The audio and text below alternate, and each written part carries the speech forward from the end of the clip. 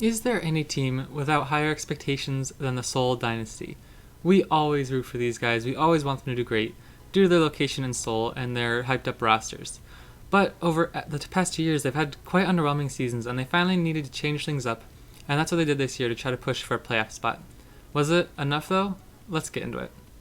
Last season, they finished 8th place with 15 wins and 13 losses, which is kind of surprising that they got so high. Like, I knew they had an underwhelming season, and I didn't realize they still were able to place top 8.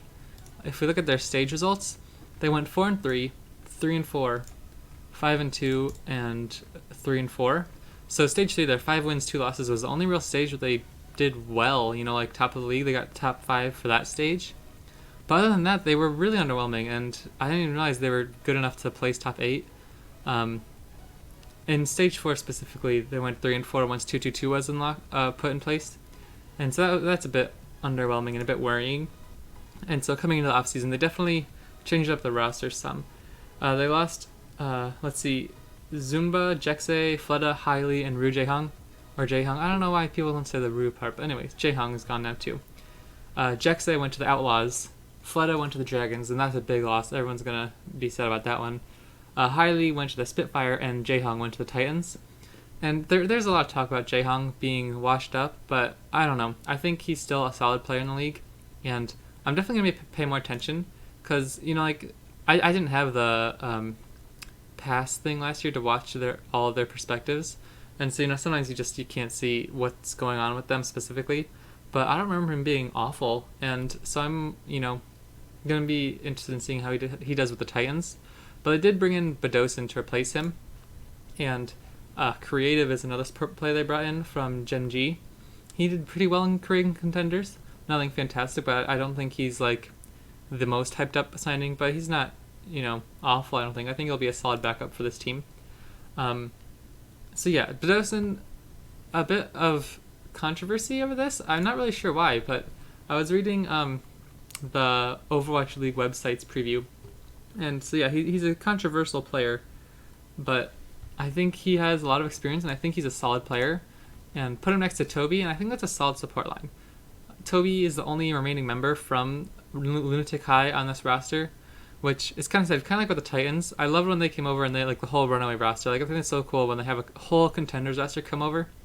But obviously now Toby's the only one from that roster. Everything's changing. It's going to happen over time, obviously. It's a professional league. You can't just be sentimental and keep people on a roster because they used to play together. So Toby and Badosin, I think, is a solid support line. And then the two other big signings they brought in, Profit and Gesture. And I don't think anybody's doubting that these guys will be the two impact players in this team for this season.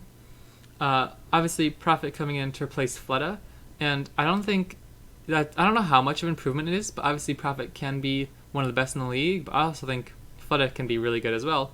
So I think it will be a slight improvement, and it'll definitely help this team, win a few more maps here and there. I don't know how big of an upgrade it is, just flat out, but I definitely think Profit's one of the best in the league. But you're already replacing a star. If you kept Fleda and Profit together, that'd be an insane duo. But now you have Profit, who's going to be your star, and then you have Fitz and Illicit as your other two DPS. And I don't think either one of them really sticks out to me. Whoever you put in there is kind of just going to fill around Profit. But the thing is, I think Fitz and Illicit are both good, and I don't think there's anything wrong, weak link with either of them. And with hero pools coming up, if having that backup versatility where either one you don't feel less confident with, if they both are able to fill that role well, that's great. That for the hero pools you'll be able to fill in and not have to worry about the players being weaker. And Gesture, of course, the big call here. There's no doubt he's one of the best main tanks in the league, but the only question for the past few weeks was whether or not he'd struggle in an Orisa meta, because Orisa's kind of hard to make an extreme impact on, and it's just not his main character. And so that was a bit of a worry, but now with hero pools coming in, we're not going to see Orisa metas as often, even if it is for the first few weeks until they put in hero pools. It won't be the whole season where we have to worry about this, and that's great for them, because now that you have hero pools coming in, we might be able to see Prof on some of his better heroes like Tracer that probably wouldn't have seen much this season if the hero pool goes his way. And with Gesture, once if Orisa and Sigma and like all that probably gets filtered out after the first few weeks. We're going to see him be able to play as Winston and everything, and that'll be great for this team. And so you have Michelle and Marvel as your other tanks, and I believe Michelle is the off tank here. Yeah, I don't think Michelle's bad. I think he's pretty underrated actually.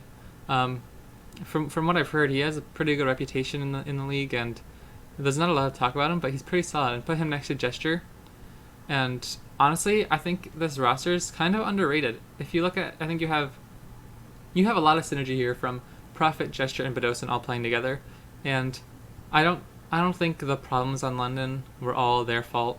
And especially with hero pools coming in, you'll get to see Gesture and Prophet on some of their best heroes that they might not have been able to play as much last season. So that's great for them. And starting supports, you have Toby and Badosin, and then you have Michelle, Gesture, and then for DPS you have Prophet, and then either Fitz or Illicit, and that's a pretty solid roster. I don't think it's quite enough to secure an automatic playoff spot like confidently, but I think they'll definitely improve on 15-3 from last season. I think these London Spitfire players that they've picked up are going to be really solid for them, and I'm excited to see where the season takes them. I think this might finally be the year where Seoul can finally look to push for a top spot in the top half of the league, confidently, instead of barely scraping by last season like they did. Because if they lost one more map last year, they would have dropped from 8th down to 10th, and that would have put them in that's the middle of the pack of the league where each win makes such a big difference that you're worried the whole season you're not going to make it. And so I think they'll improve by a win or two this season, which would bump them up a few spots and help them push for that playoff spot. So everybody, I'm excited for the Seoul Dynasty this season. I do think they're going to miss Fleta and Jaehong probably, but I'm excited to see what this new roster can do. I think they're underrated, and I think they have a very high skill floor. Like, I don't think they're going to tank at all. I think this team, at the worst, will be about where they were last season. But I think if they work together well, they could be towards the top half of the table pretty easily. So everybody, I've been Emrat. Thanks for watching.